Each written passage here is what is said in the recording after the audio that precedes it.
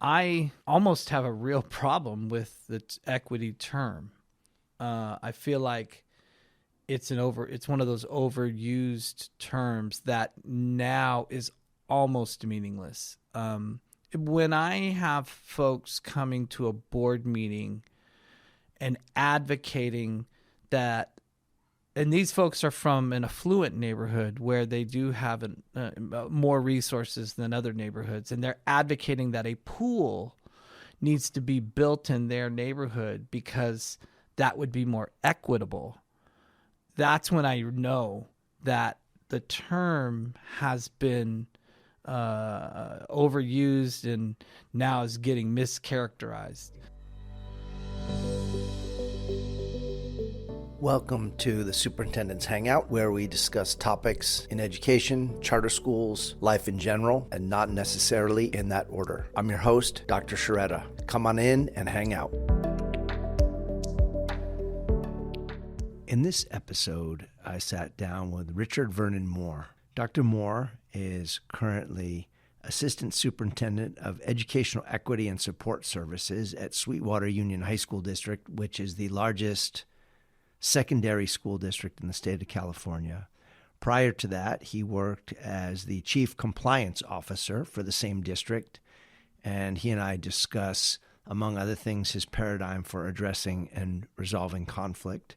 Prior to that, he was Executive Director of Student Services for the San Diego Unified School District, and prior to that, and in a role that he discusses in this episode, Principal of Alba Community Day School, which is a community day school in a very unique educational setting for students who have been expelled from their normal setting. And their motto for Alba is empowering students, changing lives. Dr. Moore and I cover a wide range of topics, from his definition of the concept of equity and how he feels in some settings and in some cases, the word has lost universal meaning and needs to be redefined. We talk about the role of student discipline measures, including suspension and expulsion, the limits of those measures, and much, much more. It was an absolute honor to sit down with Dr. Moore, and I hope you enjoy this episode as much as I did recording it. Welcome, Dr. Moore. Thanks for coming and hanging out with us for a little bit here today. Thank you, David. Could you please start out with sharing your origin story before we get into present day, because history matters and stories matter, and before we pay attention to where we are today, it's important to know where we come from. Well, I appreciate that. And origin-wise, I'm a San Diego kid through and through. I was born here, grew up in the same house that my parents still have and still live there. So that means I had the chance to really see San Diego grow into the city that we live in today. And so I grew up in the San Carlos neighborhood and went to San Diego Unified School District from elementary through high school, graduated from Patrick Henry High School. And the time away from San Diego, I went to UCLA and really enjoyed my undergrad college years as a Bruin. Definitely connected with that campus and that community. But when I finished up that, the pull into education was very strong, and I had the opportunity to come back to San Diego, went to University of San Diego to earn my teaching credential, and then got placed into high schools and middle school, started teaching middle school English and history, and then I guess made my way through and worked in some admin jobs, and now I am an assistant superintendent in the Sweetwater Union High School District. And education for me, the origin at least of that is my mother was a elementary school principal And my grandfather on my father's side was a college president. He was president of Bethune-Cookman College in Daytona Beach, Florida. And so, there's this idea that leadership, people are born into leadership, or leadership is something that's innate. And there may be some truth to that, but I think also being around exposure, right? Being around people who have served as leaders. And though my father was a dentist, which isn't anywhere close to educational leadership, he was always a community leader at church and in various civic groups. And so I got to definitely be exposed to that level of community leadership as well. And so, being in that environment and seeing my parents serving as leaders, I'm sure, prompted me to explore educational leadership as I developed as an educator. Full disclosure for our listeners, before I knew Dr. Moore, Dr. Vernon Moore, I knew Dr. Jewel Moore, who was at the time, I think, still principal of Oak Park Elementary, and she'd come to do some consulting work at the school that I was working at before I got into administration. She actually was kind enough to write a letter of recommendation for me. So she's your family's responsible partially for where I am. And so she speaks very, very highly of you. And Jeanette Vaughn, who she also had the opportunity to work with at Oak Park. And then she has fond memories of working with you guys at Albert Einstein. So just about everywhere we turn today, it seems like in education there's either pro-DEI, diversity, equity, inclusion, or anti. But what I feel is still lacking is to start with the definitions, right? So we can say and think we're fighting for something, but first of all, if we don't all agree on what it is, how productive is that? And sometimes we're fighting for the opposite of what we actually truly believe should happen. So it's complicated. So how does Vernon Moore define equity? That's a really great question, and something I've been grappling with. My title, my role in the Sweetwater Union High School District is Assistant Superintendent of Educational Equity and Support Services. And I almost have a real problem with the equity term. I feel like it's one of those overused terms that now is almost meaningless. When I have folks coming to a board meeting and advocating that, and these folks are from an affluent neighborhood where they do have more resources than other neighborhoods, and they're advocating that a pool needs to be built in their neighborhood because that would be more equitable. That's when I know that the term has been overused and now is getting mischaracterized. It could mean, for some people, it could mean more convenient. Yes. It can mean more convenient. It can mean it often gets confused with equality. They have it, so we should have it too. And what I've always tried to focus on is what are students' needs, and if students don't have the means to things, for example, like transportation, opportunities to explore careers, opportunities to access technology. For me, equity is about those types of things: access, opportunity. It's not about making sure that if there's a pool on the north side, that then there should also be a pool on the south side. Now, if one of those sides doesn't have access to pools in backyards, then maybe we should look at putting a place where there can be a pool. But when I look at neighborhoods that have an abundance of pools in backyards and maybe a few community pools, but they want a school-funded pool, that doesn't quite meet the definition of equity for me. Equity, again, is ensuring that our students who have some very salient and defined needs have opportunity to have access to those. And I think we can define those pretty readily.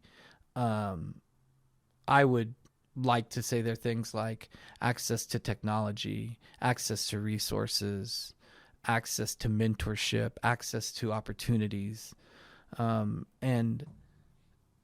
a lot of it can be economics based, but it doesn't have to be. And so it's just a term that now can almost be pejorative, right? It carries a lot of negative connotation in today's world of DEI, diversity, equity, inclusion, CRT, critical race theory. God forbid anybody in the future puts the name critical in any course they're ever teaching anywhere, even though it's existed forever. Forever. I mean, ever since I've certainly been studying things I remember studying critical race theory in my time at UCLA and thinking, wow, it kind of opened my eyes to how to view history and institutions and their cultural relevance through these lenses. And so now to hear it really changed into something negative, into something that folks want to rally against, when I would challenge most of those folks to define. It's like defining woke, or defining critical race theory. Most folks have a very hard time pinpointing it. I think it's like defining equity. But it certainly has been a lightning rod for folks to try to rally against without full knowledge of. Yeah, we're drawn to hashtags. Yeah, we're simple terms. Is it the social media culture? I think I'm sure that is a contributing factor, but I also think that that folks are really this notion of oppression and institutionalized oppression, historical oppression, that it's almost negated because, well, we're all struggling. We're all having a hard time economically. We're all having these difficulties. And so I've heard even speakers refer to this isn't the oppression Olympics. And so, who's more oppressed than others? That's not really what we're trying to determine. We need to recognize that oppression exists, inequities exist, and what are our roles in addressing those.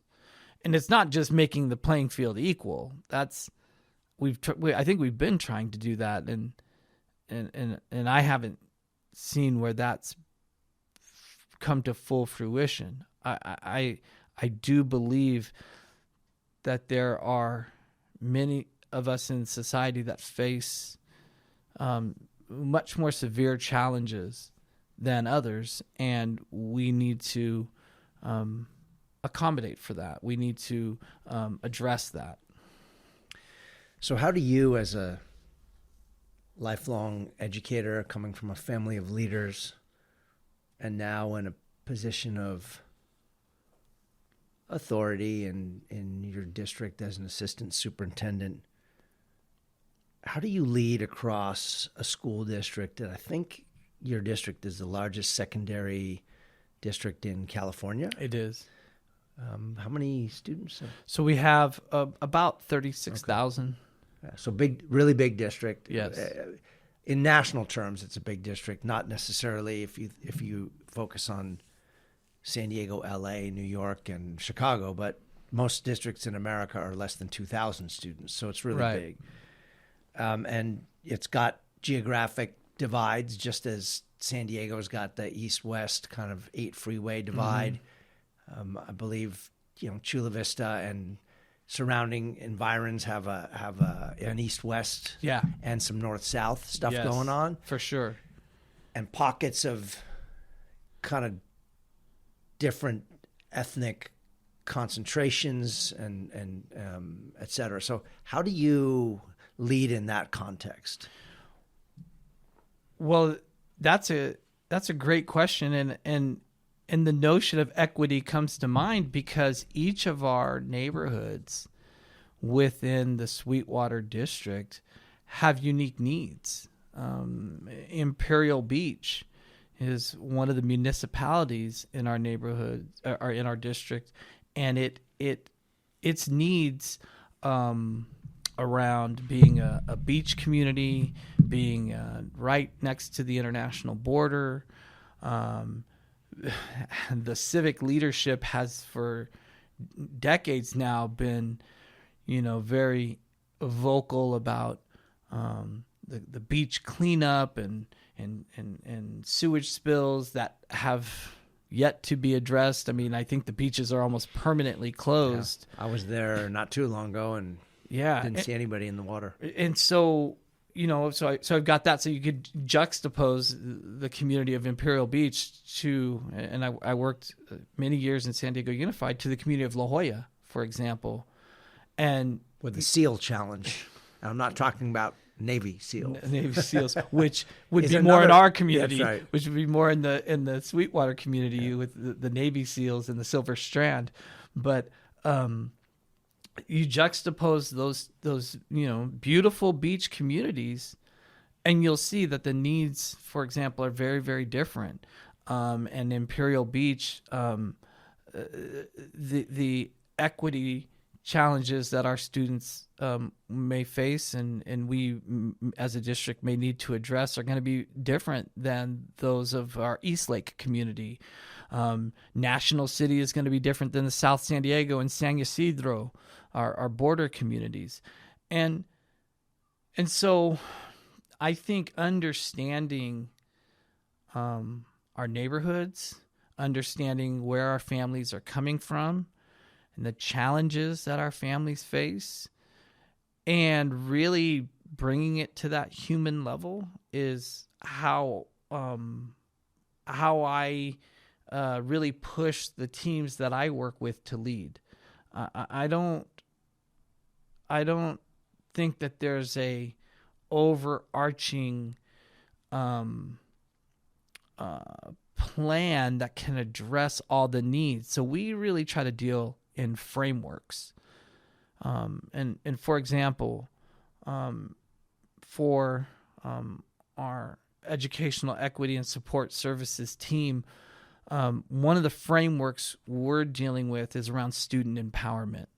How do we create environments where students can be empowered? And we narrowed it down to 3 factors that we're zeroing in on. We talk a lot about identity. So what a student is bringing in their own identity. And sometimes that's couched in ethnic and racial terms and cultural terms. There's a cultural identity. Sometimes that's orientation or gender, and that becomes a student's identity. And sometimes there's identities that we impose on students as an educational setting that affect how a student is perceived and operates in our district. For example, a student with special needs is sometimes perceived as a student with an IEP, an individual educational plan. And that's defines who the student is and the classes that that student can or can't take, the access that that student has. So that's an identity marker. We do some of the same things with English learners. We give them an identity marker that we impose on them. That becomes their identity, and that identity then, in some cases, can limit their abilities to take classes. We almost stop asking, well, what kind of challenges does this student want? We look at their label, and we maybe look at an assessment score, and then we say, no, here's the class that you need. Maybe it's a remedial class, or maybe it's a skill building class. And that takes them out of what could be their interest. And so identity is one of our first areas in student empowerment, but the second area is interests, and really getting a chance to understand what motivates students. We see it most clearly in things like athletics.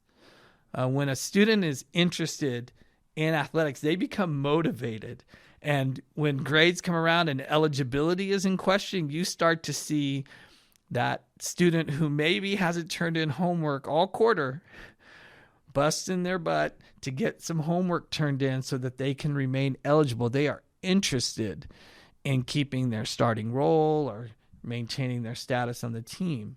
And so we see it all the time in other like extracurriculars, particularly at the high school level.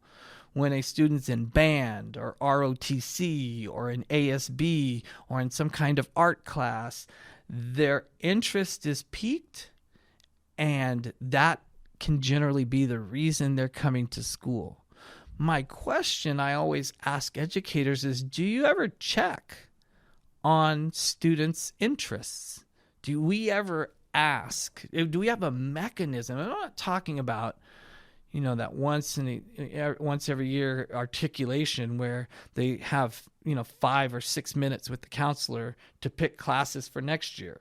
I'm not necessarily talking about that. I'm talking about really a exploration of interests to really then, and this is the hard part, can we then create and design an academic schedule based on a student's interest, and how much flexibility do we have in doing that? I've seen some programs, and that particularly on the charter side of education, that can create some of those flexible environments.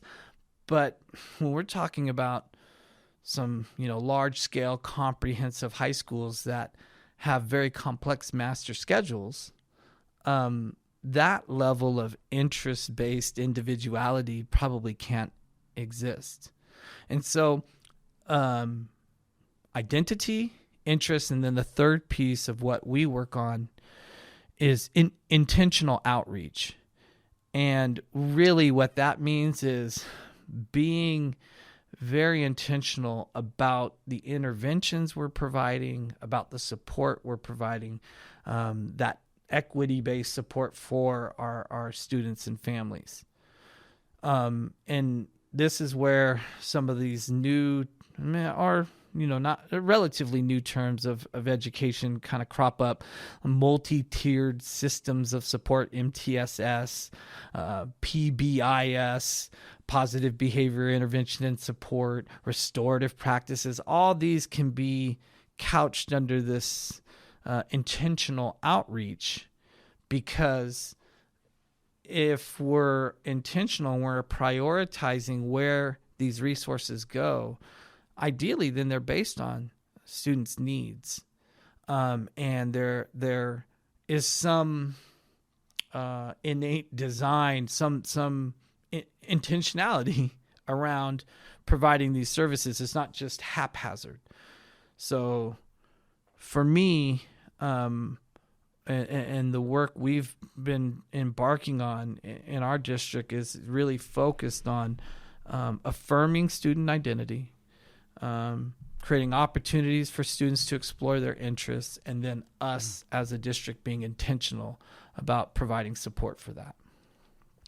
So you mentioned this concept of interest and relevance and motivation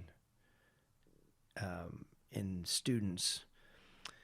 How important do you think it is that the students see teachers and other staff members and leadership who look like them, sound like them, come from similar backgrounds? And the reason I ask this is I just had a conversation with, on the show actually, with a woman named Felicia Samponaro. She runs a school in Reynosa, Mexico for the children of asylum seekers, and she has a fascinating story if you check out the episode, but she was a middle-class housewife, not working, driving a Mercedes, kid in private school, and one day goes to Reynosa with her friend for something and sees these families, and the kids are living on the sidewalk, says, where do they go to school? Well, they don't go to school. How long have they been here? Like 2 years. And so she's like, nobody should have to live like this. She starts this whole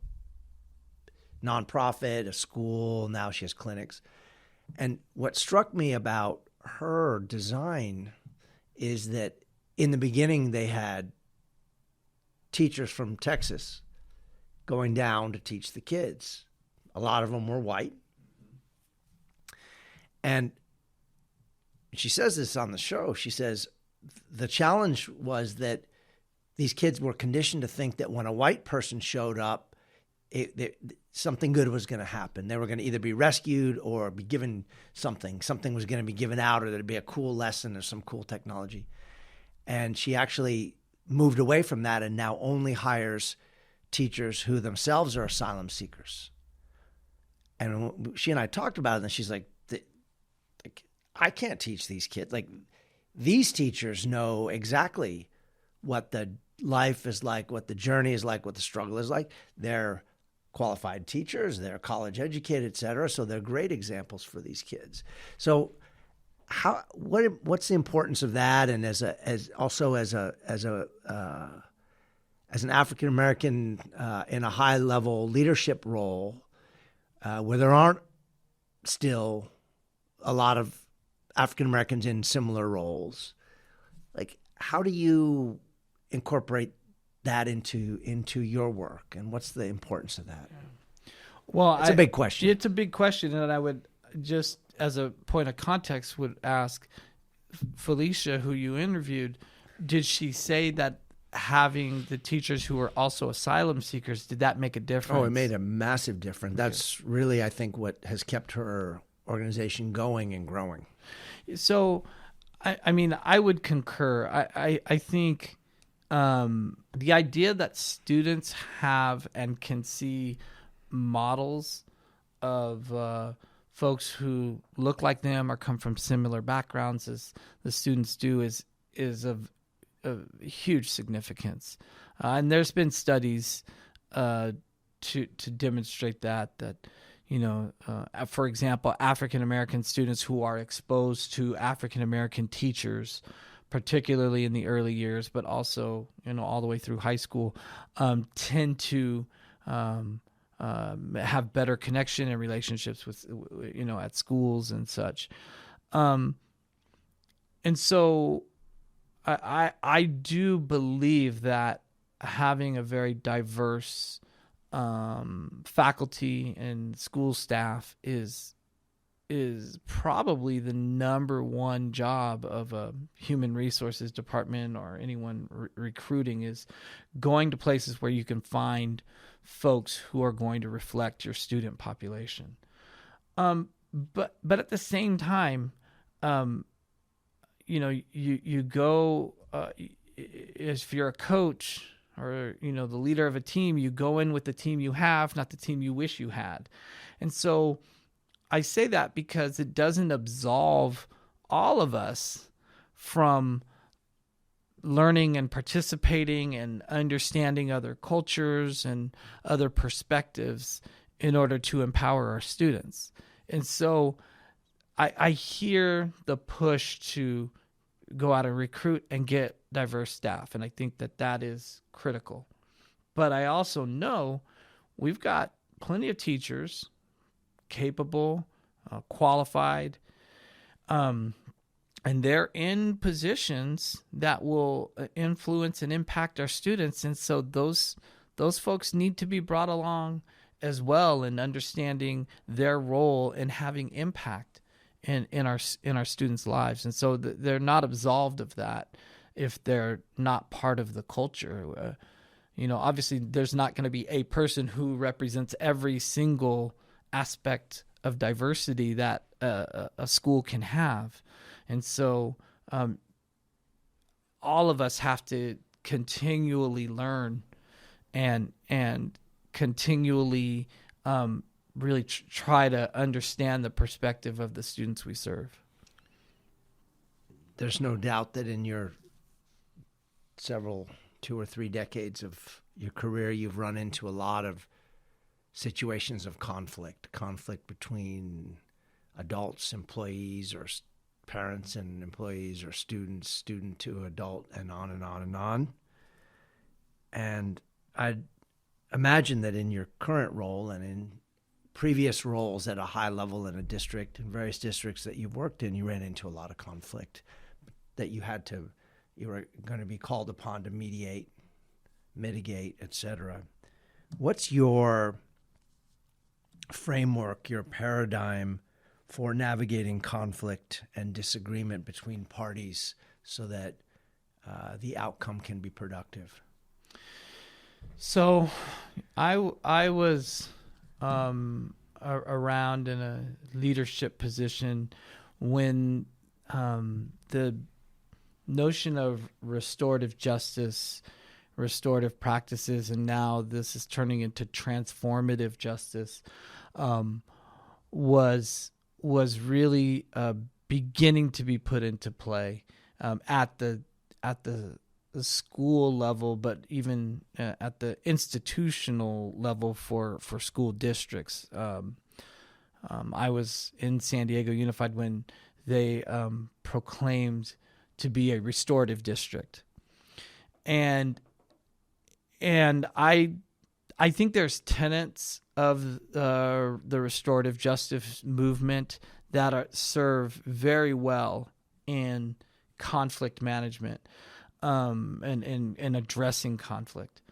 For example, not waiting until there's a conflict before having dialogue with parties. One of the tenets of restorative practices is doing circles, not just when harm is been caused in the group, but just as a mode of having a dialogue with all the parties and giving folks a chance to speak. I think that's giving folks voice and agency and having folks feel like they're being heard is almost, 80, 90, 100% of some of the issues that we're facing is many people feel like they are not heard. Parents come to a school already on the defensive because they don't feel like a teacher or school administrator or school personnel is going to hear them. They feel like judgments have already been made and decided. And so their defenses are up. When we create spaces for open dialogue, those defenses do have a way of coming down, and when we can get to true dialogue is when I think you can pretty much handle most conflicts that arise. But I think we're seeing now, in particular, as we emerge from COVID and a year and a half, in some cases 2 years of distance learning or remote learning, is some of the behaviors that we're seeing from students are not things that we can just address through dialogue. There's got to be some action taken to keep campuses safe or to mitigate some of the really more destructive behaviors that I'm talking about, like violence, weapons, drugs, and we've really had to. I mean, those are some significant conflicts that have arisen, and we really had to take a look at some very discrete strategies to address some of these, again, more egregious behaviors. And I don't know that I feel like in some cases restorative practices got a bad turn because it was seen as something we do in a disciplinary matter versus something we implement on the front end for all of our students. If we're talking multi-tiered systems of support, this would be a tier one. Creating a space for dialogue would be tier one. And in the healthcare industry, the analogous thing would be eating healthy and working out. Exactly. This is something we all should be doing, is having dialogue. But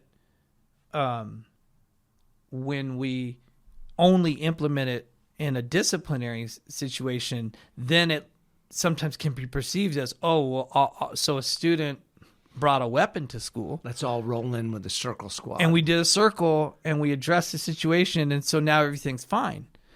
And that's kind of the perception that restorative practices had. And so I think that having the dialogue is a great way to address the conflict, but there still needs to be, and it doesn't, and I never thought the intent of restorative justice was to replace some other disciplinary measures. But again, I believe as it rolled out, particularly in schools, that was how it was perceived. And so I know that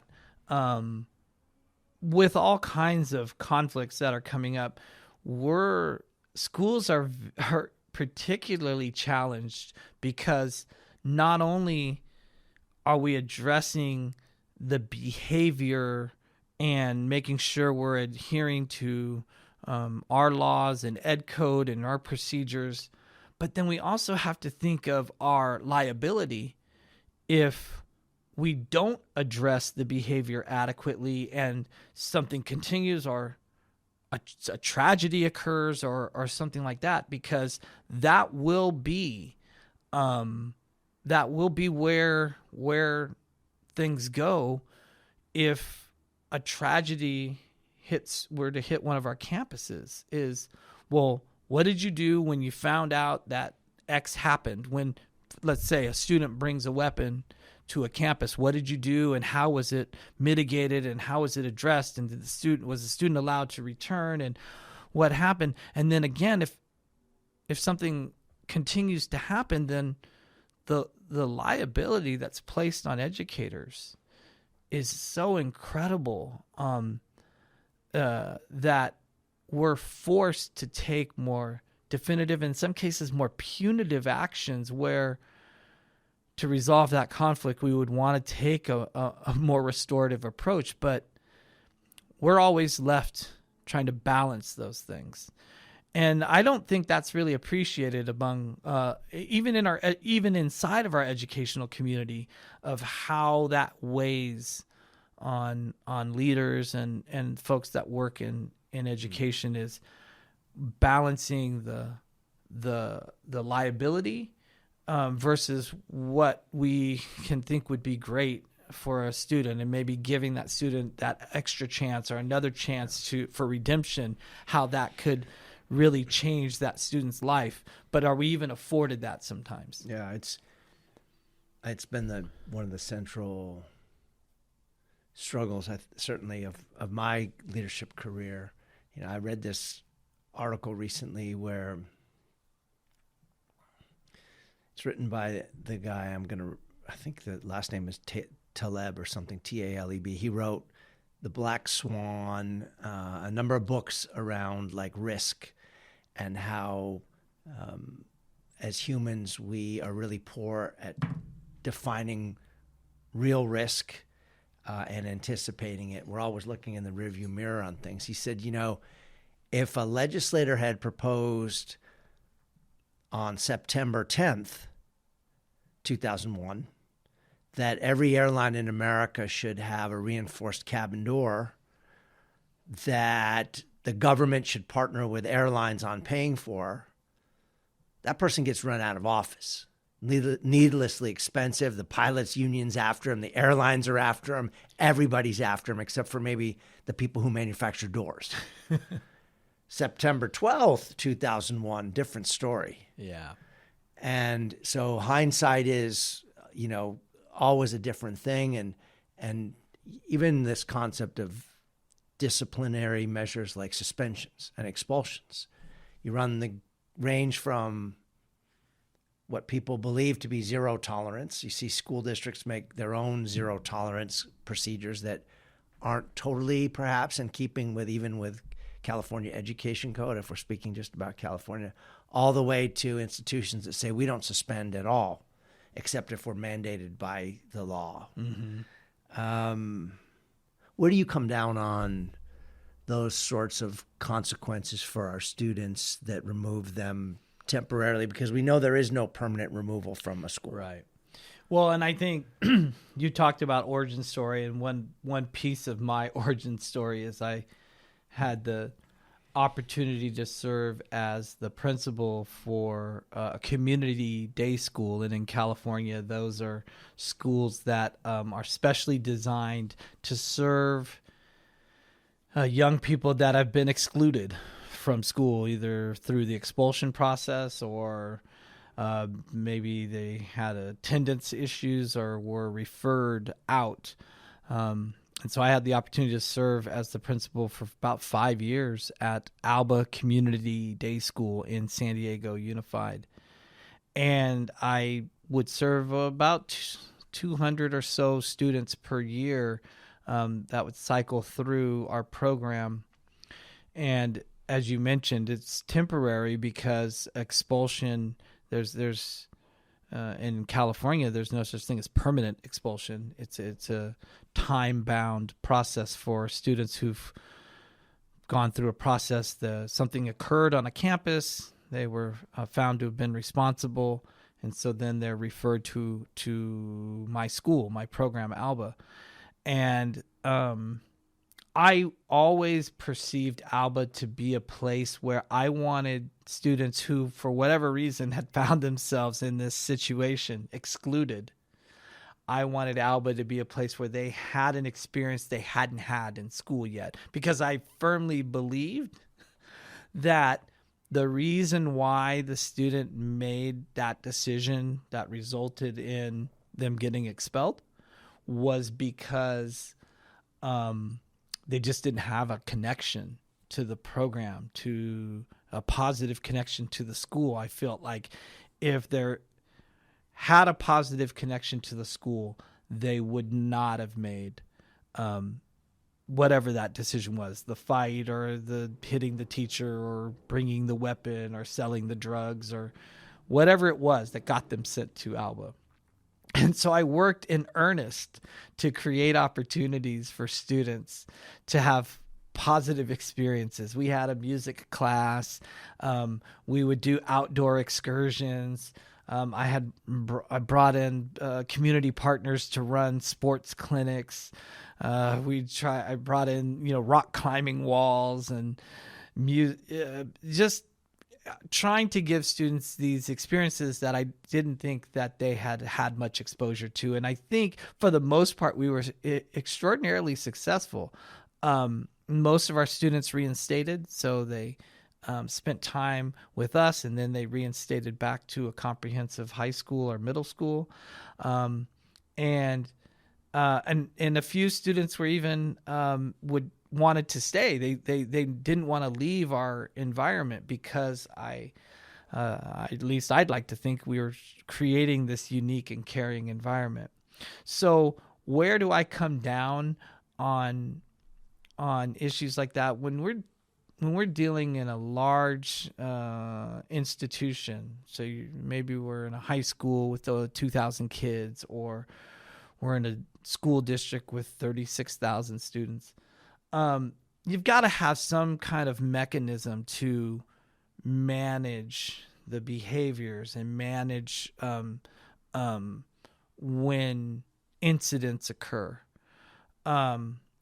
Ideally, those mechanisms will be laden with due process so that folks will have the opportunity to tell their side of the story, so that families can feel that they're heard and they have an opportunity to appeal and make sure that things aren't happening arbitrarily and capriciously. If those things are in place, then if punitive action needs to be taken and a student needs to be removed from a program, then there's those steps that can be taken, because sometimes it has to happen.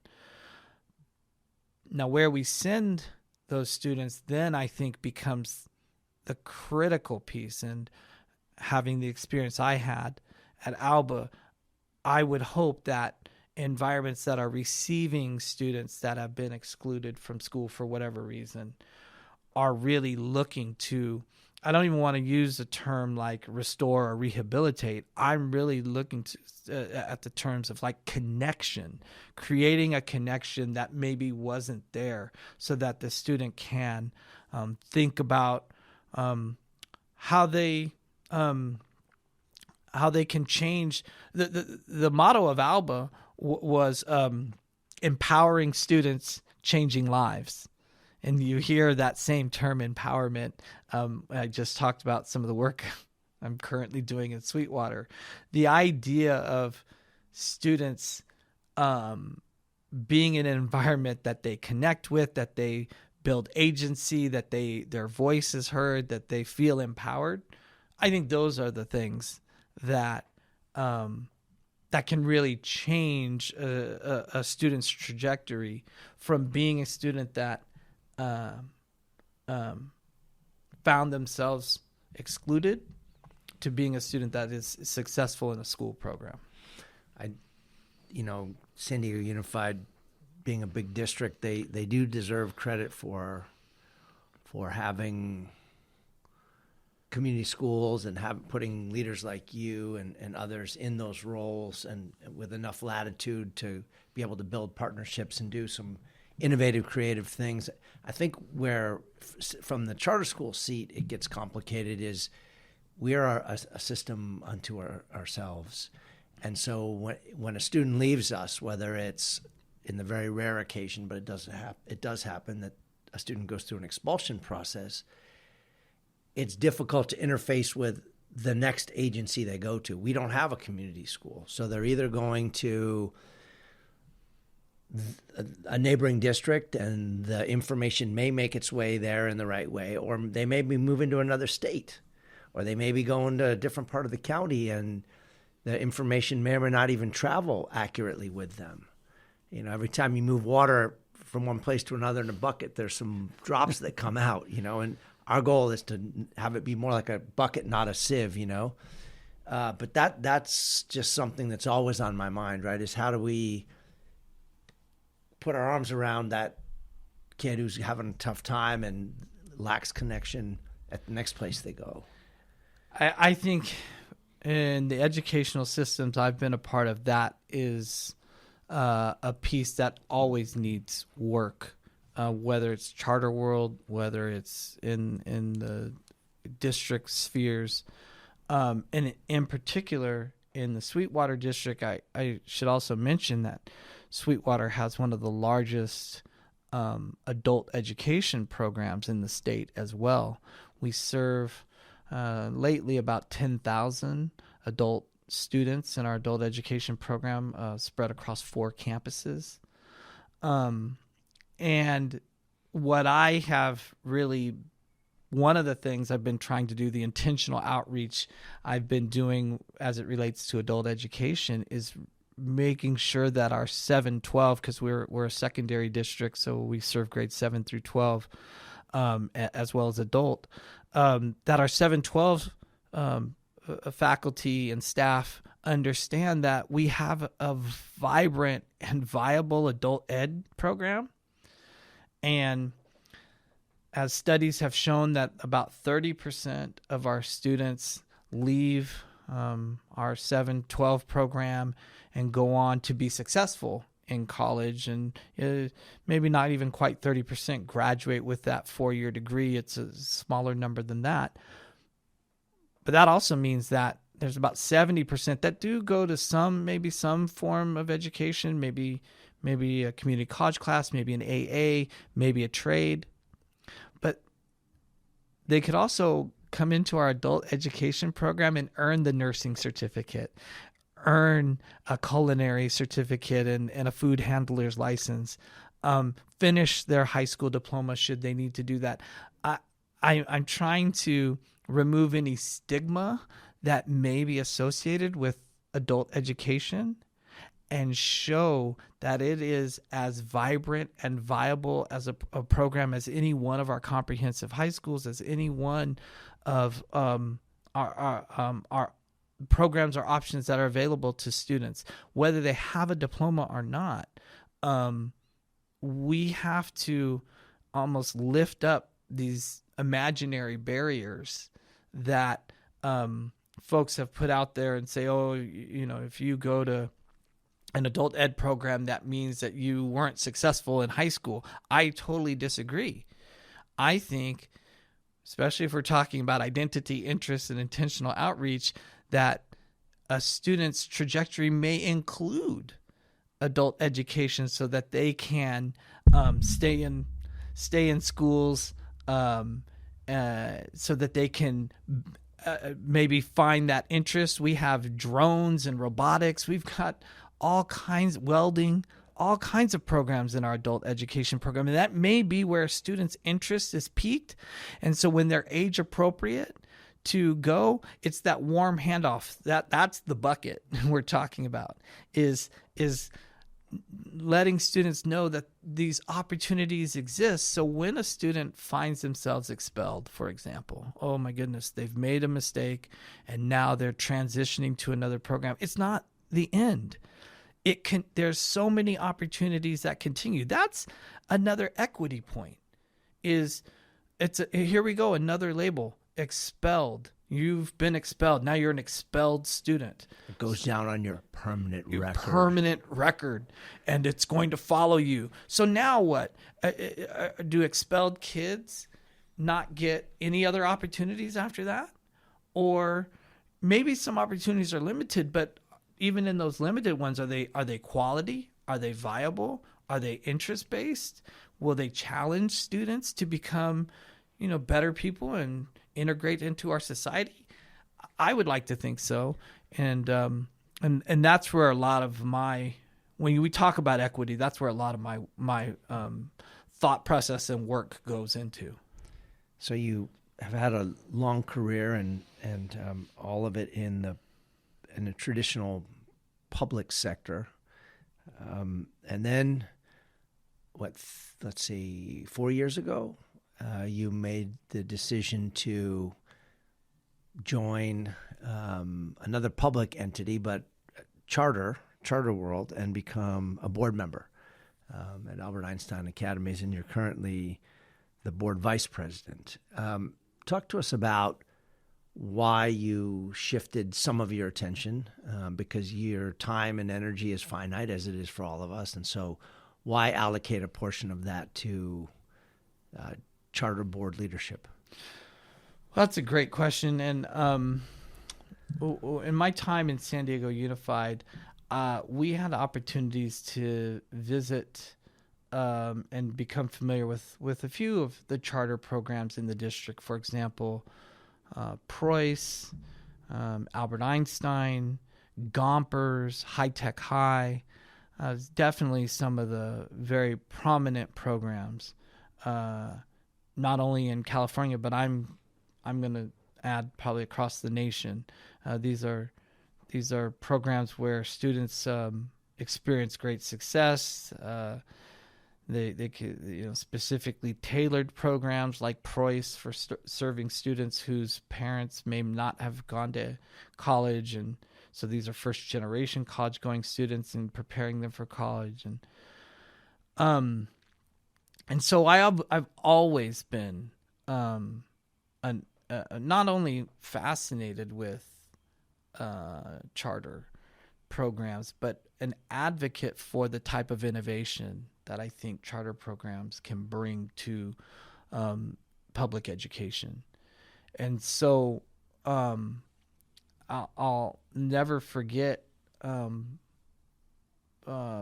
going to, and I believe I paid my own way to go. So, I did this on my own, but I went to a seminar at High Tech High, and I got to meet the founder, Larry Rosenstock, and he talked about the agility that he builds into the schedule so that if something were to come along, if they had an opportunity to bring in a guest speaker, that it wouldn't be this huge undertaking to adjust the master schedule so that they could hear from former president, that's guest appearing at the school, that they would just be able to say, hey, teachers, we're going to, in our grand room today, we're going to extend the time a little bit, and we're going to have this great opportunity to hear from this great speaker. Kind of like what you would do in a university setting. Yeah. You just kind of create the time, and everything kind of falls into place. He called it agility.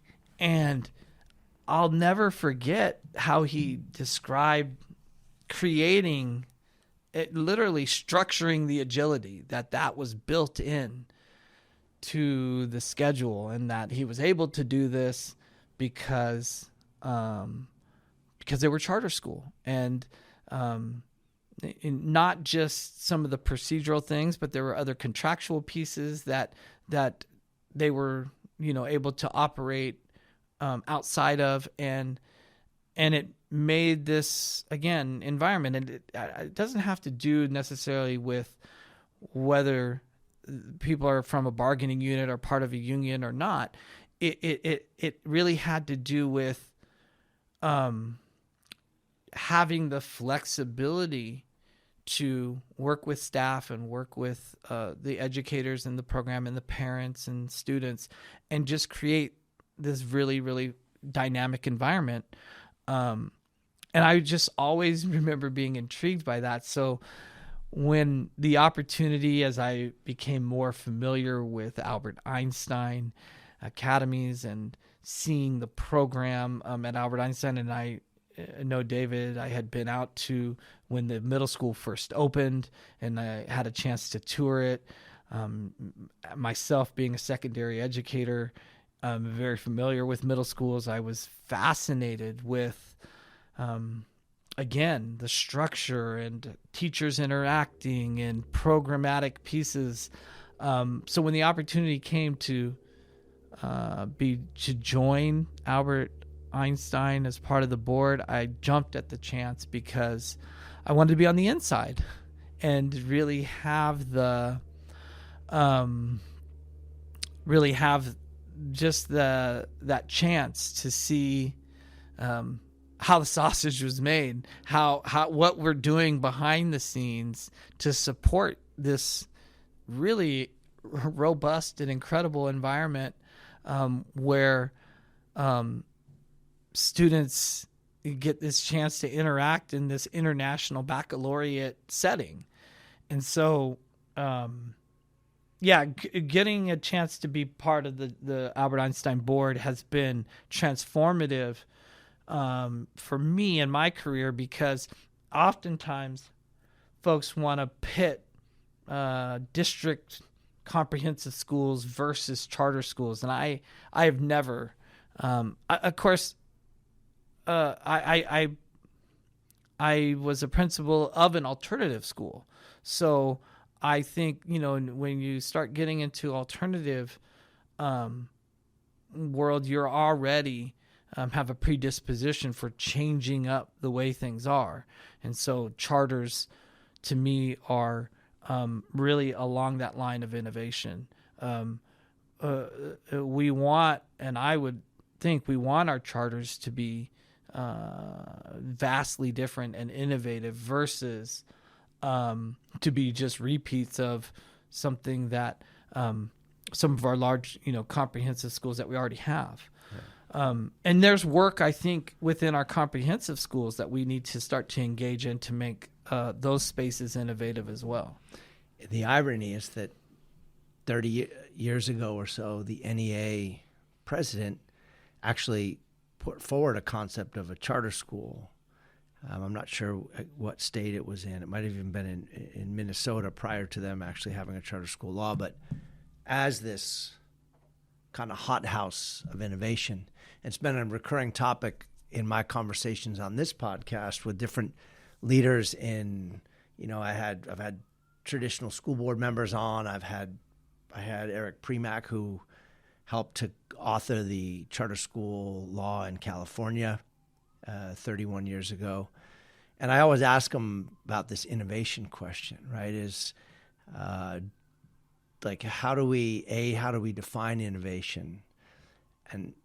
And then B, how can charters, and actually everybody, how can we continue to do things differently if it's in the best interest of kids, rather than fall into that thing of like, well, I can't do anything because I'm locked into this master schedule. I have to meet my instructional minutes. And then, and by the way, we have this bargaining unit that says that my teachers have to leave after 6 hours and whatever minutes.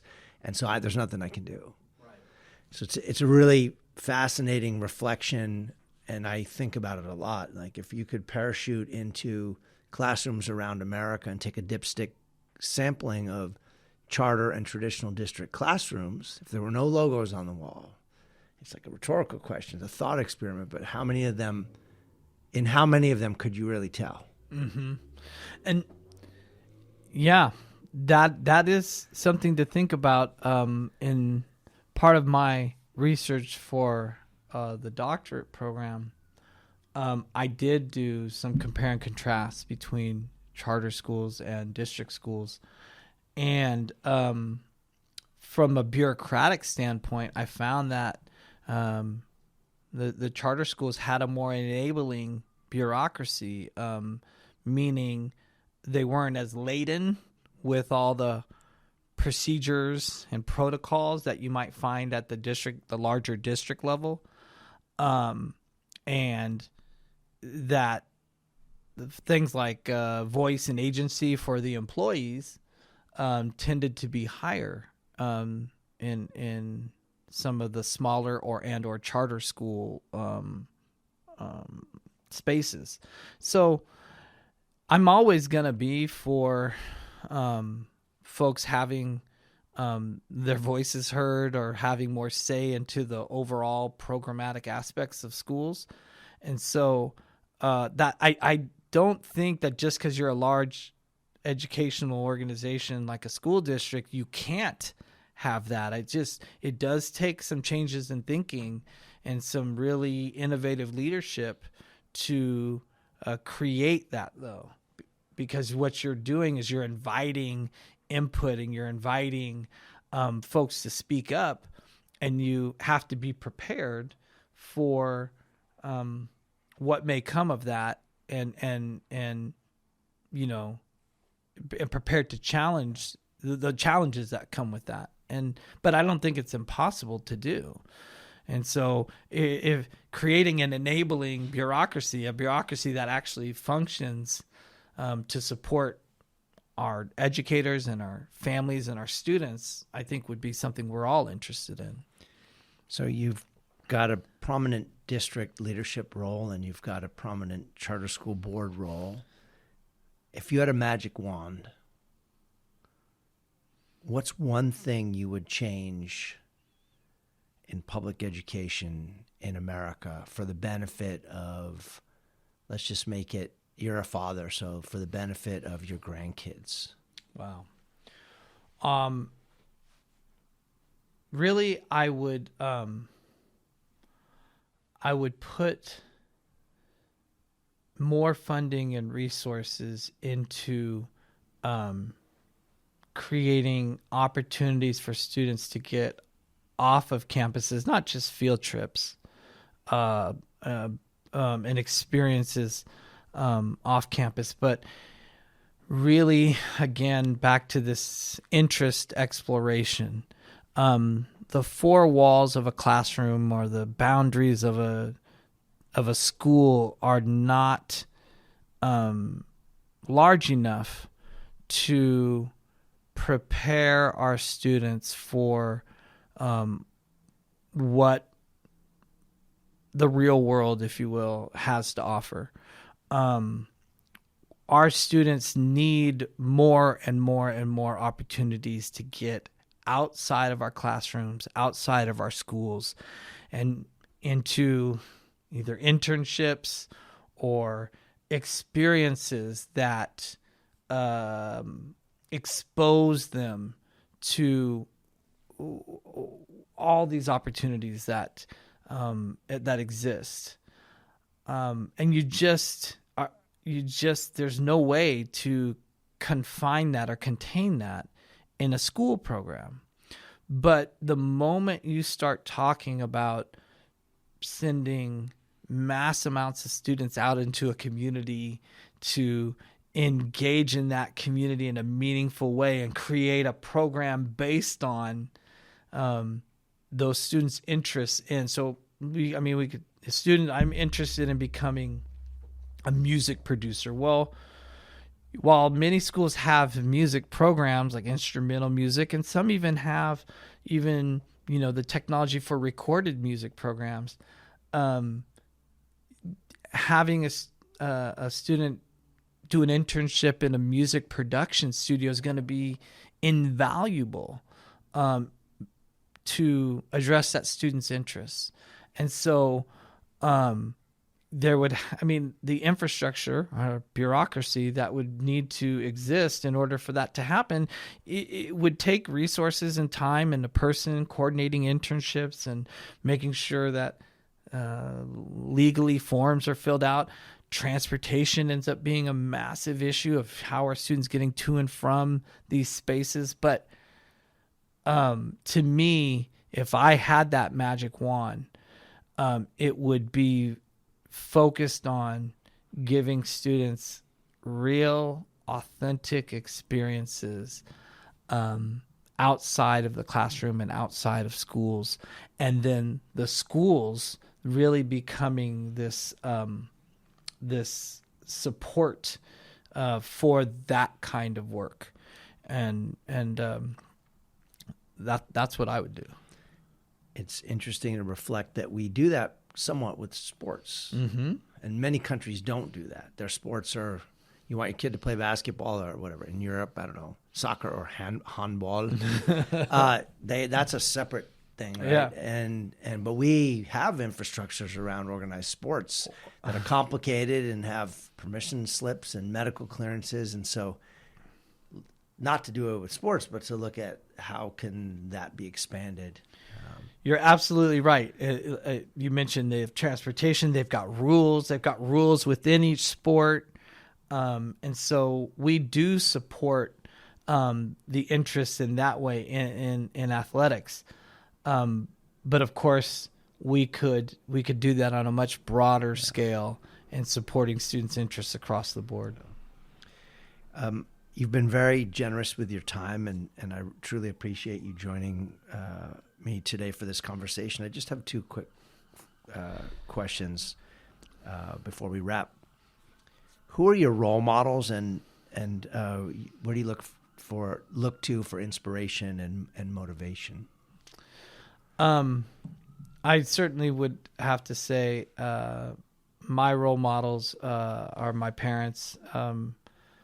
My father was a dentist. He's retired now, but he was one of the hardest working folks I ever knew. There wasn't a day that went by that he wasn't getting up, getting ready at the crack of dawn to open up his dental office and serve his patients. And I spent many a summer working in that office with him and got to see that work ethic. I think he really instilled that in me. My mother, of course, she had really shaped, I believe, who I am as an educational leader.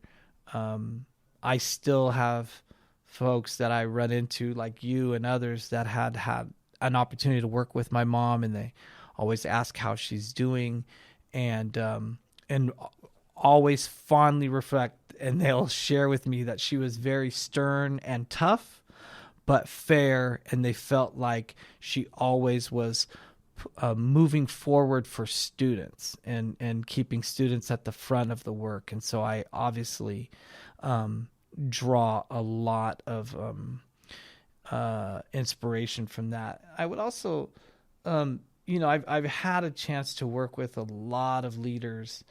For example, one of the leaders that I've had an opportunity to work with was Wendell Bass. And I never worked directly with him. He was a principal of Lincoln High School before I had a chance to be a principal at Lincoln. And his mantra was, all children are brilliant. And that's always stuck with me, that we have to tap into our students' brilliance. And are we taking the time to do that? And then I would be remiss if I didn't point out that I have a chance now that I'm working with Dr. Moises Aguirre, superintendent of the Sweetwater Union High School District. He gives, from a leadership standpoint, he gives the leaders of that district the space to be innovative, to explore things that are going to engage our students and support our families. And it's just been a real, for my last 7 years of my career lately, in the last 7 years, it's been a real treat and a real honor to work with Dr. Aguirre. He probably wouldn't characterize himself as a visionary leader because he talks about incremental change as being the most lasting change. But the vision that he has for our district and being an innovative place for our families and our students is what we all work towards. And so I do see him also as a role model of mine. I'm working to get Dr. Aguirre on here on the show. It's between him and Obama as to who's kind of more. And I'm Barack, Michelle, or Moises, all three of them, who's got a more impacted schedule. But he is going to come on at some point. And interestingly, Wendell Bass was mentioned. You're the second person this week to mention Wendell Bass. I have a teacher who I was talking to the other day, and I asked who his role models were, and he's maybe, I'm not going to give away your age, but he's probably 10 or so years younger than you. Mm-hmm. And so he had Wendell Bass as a mentor, I think, in a summer science program of some sort. And so it's interesting. I got to get Wendell on. Well, I would venture to say that Dr. Aguirre would probably name Reverend Bass is one of his mentors as well, because I know they've had an opportunity to interact and work together. He's had quite an impact on a lot of people in our lives, and he and his wife Angela Bass are really two people in San Diego education that are titans in San Diego education. Final question. So you have a long and impressive resume, and you're one of the people who showed me how to, like, the difference between a resume and a CV, which I didn't really know. I just thought CV was for people who were trying to sound European or Latin, to use Latin terms. But you showed me how to kind of clip all your experiences together, so you have a running kind of record of what you've accomplished in your life, and yours is extensive. But what's on your anti-resume? I.e., what are the gaps? What are the things that Vernon Moore still wants to learn, do, become, aspire to? Give me one or two of those things. Yeah, that's a great question. I think I've had a chance now in district leadership to understand politics a bit more. Politics always has a pejorative connotation, but it doesn't have to. No. The political frame, and as it's defined by Bowman and Deal, the political frame has its place in all the work that we do. I have never, been directly involved in like elected politics or working with a politician, but when we talk about advocacy and laws and legislature, in a democratic system, it is our elected politicians that are the voice that make those decisions. And so getting some background and exploring politics, I think, would be really interesting. And again, now being in upper level district leadership, because I get to opportunity to work with the board, who are in Sweetwater elected officials. You get more of a chance to interact in that world and see some of the local politics that go on. I think something else that interests me is back to the notion of career exploration, is really looking at the college and career technical education aspects of public ed, and really trying to bolster work-based education. Again, the majority of our students are not leaving a K-12 system and going directly to college. The majority of our students are looking for an opportunity to either join a workforce or get some training or explore a career that may require a little bit of education, not necessarily the 4-year degree. And so I would like to see that more reflected in K-12 education, those opportunities. I'm not suggesting that we go to the European model where you take some test when you're 12 or something, and that determines if you're going a career path or the college path. Engineer or electrician. Exactly. I'm not suggesting that. I am saying, though, that we need to go back and really examine our students' interests and their proclivities and what motivates them, and really, there has been I've seen a lot more resources going towards CTE, college and career technical education. I've seen I had a chance recently to tour a union training facility where they were training plumbers and pipe fitters. And, you just need a high school diploma and a driver's license and some willingness and grit. And you can be making up to, $75 an hour, and up, as a part of this training. And this is something that I personally know students who would be very interested in these kinds of jobs. But again, I don't know that our academic program in our schools really supports our students making those kinds of decisions out of high school. And so exploring more of those opportunities. Most school districts and even charter schools are run by people with college degrees. Some of us with multiple college degrees. Some of us, yeah.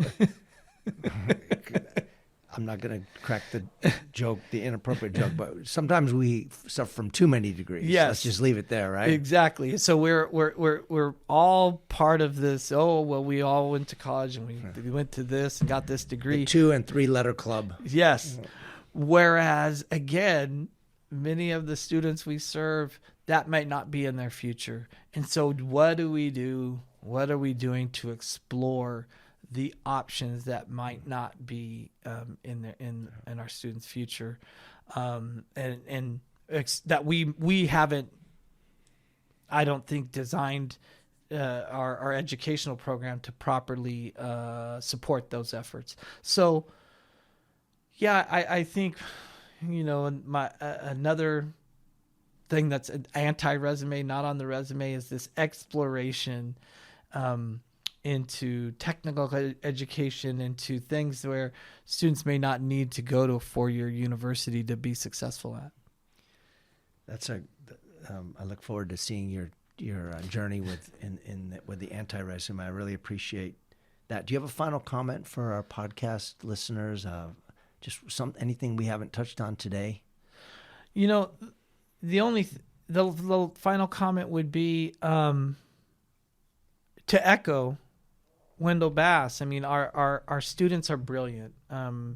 Almost 30 years or so in education has really taught me that the path that I took is a path, but it doesn't mean it's the defined path for everyone.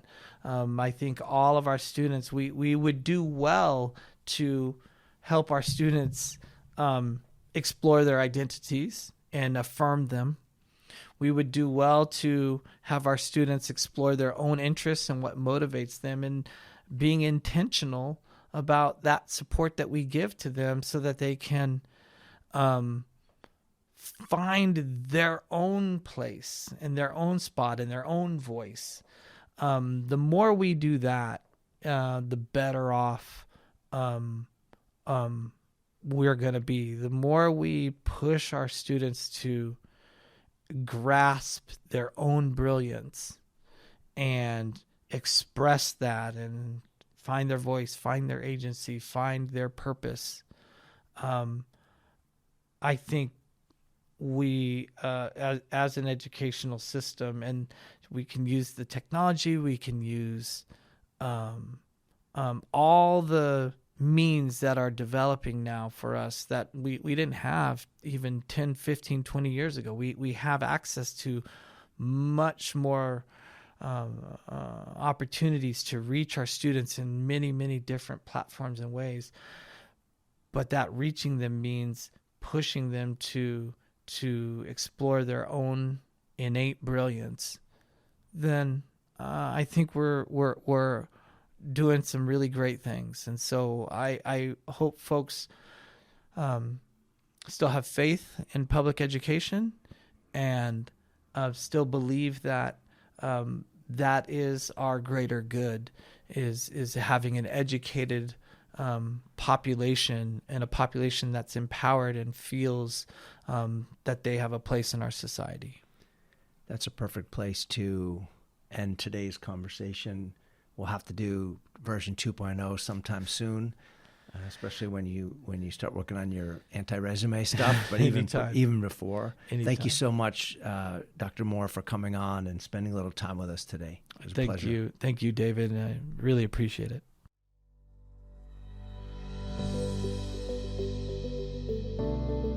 Thank you for listening to the Superintendent's Hangout. You can follow me on Twitter at DVS1970. Please be sure to share this show with friends and family on social media and in the real world. Thank you to Brad Bacayal for editing and production assistance, and to Tina Royster for scheduling and logistics. Thanks for hanging out, and have a great day.